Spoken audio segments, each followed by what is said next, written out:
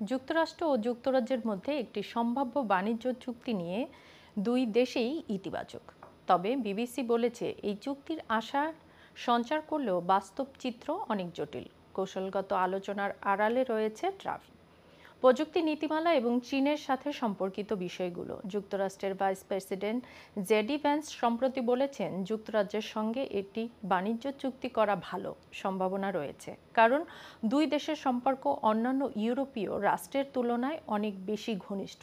এর প্রতিক্রিয়ায় যুক্তরাজ্যের বাণিজ্যমন্ত্রী সারাহ জোন্স জানান, আলোচনা চলছে, তবে চুক্তির সম্পাদনের কোনো নির্দিষ্ট সময়সীমা নেই। তবে ফেব্রুয়ারিতে প্রধানমন্ত্রী স্যার কিয়ার স্টারমারের হোয়াইট হাউস সফরের পরে স্পষ্ট হয় এটি কোনো পূর্ণাঙ্গ মুক্ত বাণিজ্য চুক্তি নয়, বরং এটি বৈজ্ঞানিক প্রযুক্তি ও কৃত্রিম বুদ্ধিমত্তার সহযোগিতা কেন্দ্রিক অর্থনৈতিক চুক্তি।